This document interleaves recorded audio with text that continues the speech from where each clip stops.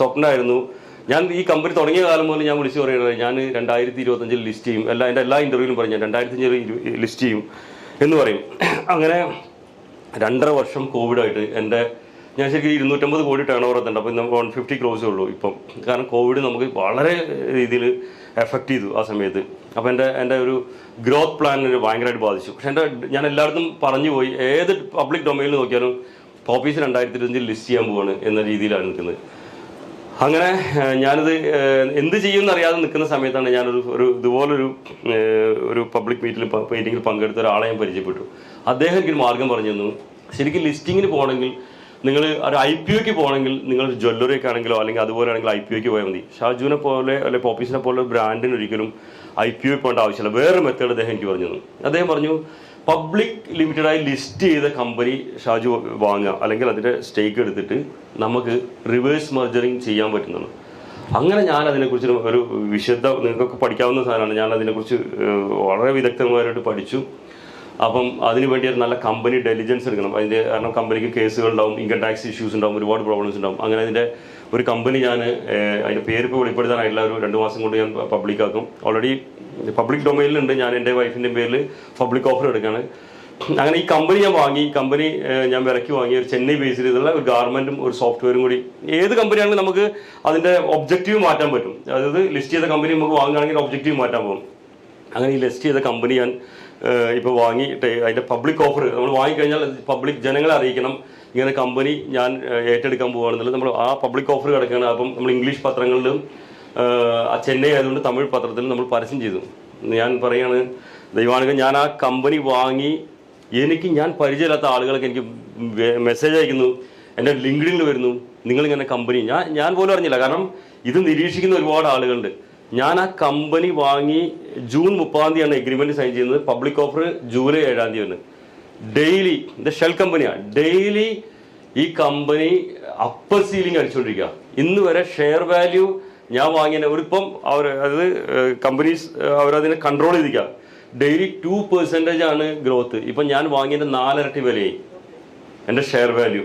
ഇതുവരെ എൻ്റെ ബിസിനസ്സിൽ ട്രാൻസ്ഫർ ചെയ്തില്ല. ബിസിനസ് ഞാൻ എന്താ പറയുക, പബ്ലിക് ഓഫർ കഴിഞ്ഞ് എനിക്കൊരു 4 മാസം കഴിഞ്ഞിട്ടാണ് ട്രാൻസ്ഫർ ചെയ്യാൻ പറ്റുള്ളൂ.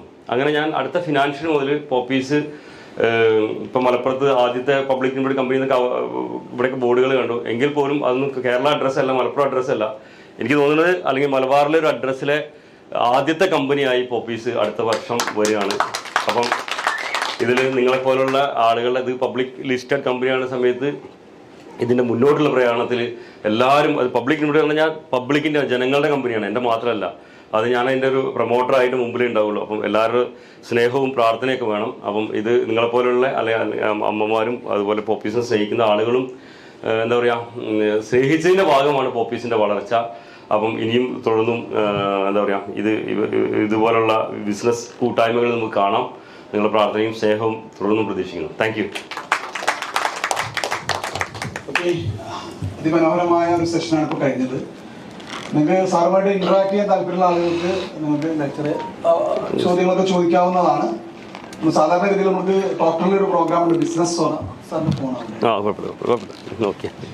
ബിസിനസ് സൊറ എന്നുള്ളൊരു പ്രോഗ്രാം നമ്മൾ ചെയ്യാറുണ്ട്. ഇതേപോലെയുള്ള ബിസിനസ് മാഗ്നറ്റുകളുമായിട്ട് നിങ്ങൾ ഇരുന്ന് കുറച്ച് നേരം സൊറ പറയും. അവരുടെ ലൈഫ് ഒന്നുകൂടി മിൻഡത്തിൽ ഒരു 1-to-1 എന്നുള്ള രീതിയിൽ തന്നെ നിങ്ങൾ സംസാരിക്കുന്ന അവസരം രീതിയിൽ എന്തെങ്കിലും നിങ്ങളും എല്ലാവരും ഒരു ബ്രാൻഡ് ആവാൻ ആഗ്രഹിക്കുന്ന ആളുകളാണ്. നിങ്ങൾക്ക് ഇതുമായി ബന്ധപ്പെട്ട് എന്തെങ്കിലും കാര്യങ്ങൾ ഷാജി സാറോട് ചോദിക്കാനുണ്ടെങ്കിൽ നിങ്ങൾക്ക് ചോദിക്കാം. നമ്മുടെ നാട്ടുകാരനാണ്, നമ്മുടെ തിരുവാലിക്കാരനാണ് അദ്ദേഹം. എന്നും അദ്ദേഹത്തിന്റെ ബ്രാൻഡ് പ്രൊഡക്റ്റുകൾ ഇറങ്ങുന്ന സമയത്ത് നിങ്ങൾക്കറിയാം തിരുവാലി അഡ്രസ്സ് അതിൽ കാണാം. പല ആളുകളും അഡ്രസ്സ് ഉണ്ടാവും. ഈ കൊച്ചിയും ബോംബെയും ഡൽഹിയും ദുബായും ഒക്കെ വെക്കുമ്പോൾ തിരുവാലി അഡ്രസ്സിൽ ഇന്ന് എത്ര രാജ്യങ്ങളുണ്ട് സർ? 30 രാജ്യങ്ങളിൽ പോയി കഴിഞ്ഞാലും അവിടെയൊക്കെ കാണുന്നത് തിരുവാലി അഡ്രസ്സിൽ തന്നെ. തിരുവാലി അഡ്രസ്സിലാണ് കാണുന്നത്. നിങ്ങൾക്കൊക്കെ അഭിമാനിക്കാൻ ഏറെ ഉണ്ട്. അപ്പൊ അദ്ദേഹത്തിനോട് നിങ്ങളെ ചോദ്യങ്ങൾ ചോദിക്കാം.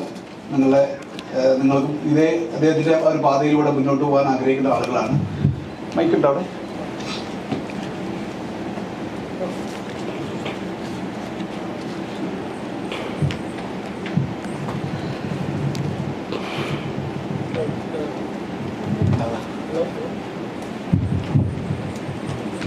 Okay, thank you, Shaji sir, ഇപ്പോൾ ബ്രാൻഡിനെ കുറിച്ചും അതിൻ്റെ വ്യാപ്തിയെ കുറിച്ചും അറിയാത്തൊരു കാലത്താണ് സാർ ഇത് സ്റ്റാർട്ട് ചെയ്തത്. പക്ഷേ ഇതിൻ്റെ ഡെപ്ത് നിങ്ങൾക്ക് മനസ്സിലായി. പക്ഷേ നമ്മുടെ മലപ്പുറം ജില്ലയിലോ അല്ലെങ്കിൽ കോഴിക്കോട് ജില്ലയിലോ അല്ലെങ്കിൽ നമ്മുടെ നാട്ടിലോ അതിൻ്റെ പ്രസക്തി അറിയാത്ത ആൾക്കാരുണ്ട്. അന്ന് നിങ്ങൾക്ക് ഇത്രയും കൂടുതൽ പ്രചോദനം തന്നിട്ടുള്ളത് എന്താണ് എന്ന് വിവരിക്കാം.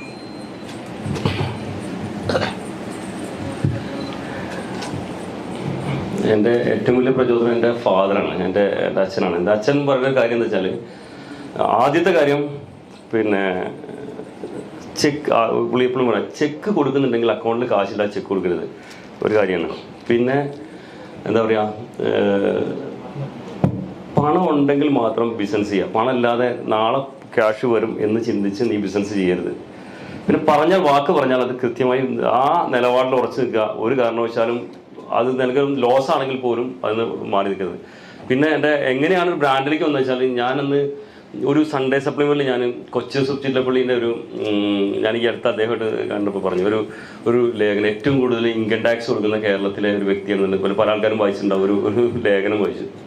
അപ്പം ഞാൻ ആ പുള്ളി കുറേ കാര്യങ്ങൾ പറഞ്ഞിട്ടുണ്ട്. അപ്പോൾ അതിനകത്ത് എനിക്ക് എൻ്റെ ഒരു വ്യവസായി ആകണം എന്നുള്ള ആഗ്രഹത്തിൽ, അല്ലെങ്കിൽ ഒരു സംരംഭകനാണെന്നുള്ള ആഗ്രഹത്തിൽ ഞാൻ ആഗ്രഹിക്കുന്ന എൻ്റെ ഫാദർ പറഞ്ഞിരുന്ന കുറേ ക്വാളിറ്റീസ് അതിൽ കണ്ടു. അപ്പം ഒരു ബ്രാൻഡ് എന്ന നിലയ്ക്ക് എത്ര പെട്ടെന്ന് അത് വളർന്നു വന്നു എന്നുള്ളത് ആ ലേഖനത്തിൽ ഒരു ഫുൾ പേജ്, അത് ഏത് രീതിയിൽ വന്ന ലേഖനമാണെന്നില്ല, എന്തായാലും ഒരു ഫുൾ പേജ് ലേഖനമാണ് എനിക്ക് ഏറ്റവും കൂടുതൽ ഇൻസ്പിറേഷൻ ആയത്. ഹലോ, കേൾക്കാം. ക്വസ്റ്റ്യൻ ഇതാണ്, നമ്മളെ ഏറ്റവും കൂടുതൽ കോമ്പറ്റീഷനുള്ള മേഖലയാണ് ക്ലോത്തിങ് ഫീൽഡ്. അപ്പം കറൻ്റ്ലി കടന്നു വരുന്ന ആൾക്കാരുണ്ടാവും നമ്മളെ കൂട്ടത്തിൽ ഈ മേഖലയിലേക്ക്. ഞങ്ങളെ നാട്ടിൽ, ഞാൻ മഞ്ചേരിയാണ്, ഞാൻ കണ്ടത് ഏറ്റവും അധികം ഔട്ട്ലെറ്റുകൾ ക്ലോസ് ചെയ്യപ്പെട്ടത് ഈ മെൻസ് ഷോപ്പുകളും നിയർലി വന്ന കിഡ്സ് ഷോപ്പുകളാണ്. അപ്പം വലിയ കുത്തകകൾ വരുന്നുണ്ട്, അറിയാലോ, ട്രെൻഡ്സ്, ഫ്രീലാൻസിന്റെ, ടാറ്റന്റെ, എന്താണ് ഇപ്പം അടുത്ത് വന്നല്ലോ 2 സ്റ്റുഡിയോ, പിന്നെ വെസ്റ്റ് സൈഡ് കുറെ ബ്രാൻഡ്സ് വരുന്ന സമയത്ത് സാധാരണക്കാർക്ക് പിടിച്ചു നിൽക്കാൻ പറ്റുമോ എന്നുള്ളതാണ് ഒന്ന്. രണ്ടാമത്തെ, ഈ ഫീൽഡിൽ വന്ന സമയത്ത് ഈ ഒരു ക്രെഡിറ്റ് ബിസിനസ്സിൽ നിന്ന് റീറ്റെയിലേക്ക് വന്നു. അപ്പൊ ഇതിന്റെ ഇനി കാണുന്ന ഒരു ഫ്യൂച്ചർ എന്താണ് ഈ ബിസിനസ്സിൽ? അത് ഞാൻ നേരത്തെ പറയാൻ പറ്റൊരു കാര്യം എന്താ, ഈ ബ്രാൻഡ് ഉണ്ടാക്കുക എന്ന് പറഞ്ഞാൽ ടോപ്പ് ലൈൻ എന്ന് പറഞ്ഞാൽ സെയിൽസും പ്രോഫിറ്റും മാത്രമല്ല ഒരു ബ്രാൻഡിൻ്റെ വാല്യുവേഷൻ. ബ്രാൻഡ് വാല്യുവേഷൻ എന്ന് പറഞ്ഞാൽ ശരിക്കും ഇപ്പോൾ നിങ്ങൾ 100 കോടി സെയിൽസ്, 10 കോടി പ്രോഫിറ്റ്, അത് ശരിക്കും ട്രഡീഷണലാണ്. ആ ബിസിനസ്സിൻ്റെ പേര് ട്രഡീഷണൽ ബിസിനസ് എന്ന് പറയുന്നത്. ശരിക്കും ബ്രാൻഡ് വാല്യുവേഷൻ എനിക്ക് ആകെ, നിങ്ങൾക്ക് അറിയാം, എനിക്ക് ആകെ കഴിഞ്ഞ ഫിനാൻഷ്യറിൽ എൻ്റെ ടേൺ ഓവർ, അത് എനിക്ക് 3 കമ്പനി ഉണ്ട്. എൻ്റെ പ്രൈവറ്റ് ലിമിറ്റഡ് കമ്പനിയിൽ എൻ്റെ ടേൺ ഓവർ 106 കോടി രൂപയാണ്. എൻ്റെ നെറ്റ് പ്രോഫിറ്റ് മൊത്തത്തിൽ 150 കോടി ഉണ്ട്. പക്ഷേ എൻ്റെ ആ പ്രൈവറ്റ് ലിമിറ്റഡ് കമ്പനിയിൽ എൻ്റെ 106 ആണ് എൻ്റെ ടേൺ ഓവർ. എൻ്റെ നെറ്റ് പ്രോഫിറ്റ് വളരെ തിന്നാണ്. എനിക്ക് 10%, 8% എൻ്റെ നെറ്റ് പ്രോഫിറ്റ് ഇപ്പോൾ ഇറങ്ങാൻ പോകുന്നുള്ളൂ, ബാലൻസ് ഷീറ്റ് ഉള്ളൂ. എൻ്റെ വാല്യുവേഷൻ 450 കോടിയാണ്. വാല്യുവേഷൻ വരുന്നത് ബാലൻസ് ഷീറ്റ് മാത്രമല്ല, എന്താ പറയുക, പ്രോഫിറ്റ് ആൻഡ് ലോസ് മാത്രമല്ല, ഇതിന് ഫ്യൂച്ചർ വാല്യുവേഷൻ ഉണ്ട്. CAGR കുറിച്ചൊക്കെ കേട്ടിട്ടുണ്ടാവും നിങ്ങൾ. അതായത് ബേബി കെയർ ഇൻഡസ്ട്രി, നിങ്ങൾ സെർച്ച് ചെയ്താൽ ബേബി കെയർ ഇൻഡസ്ട്രീൻ്റെ CAGR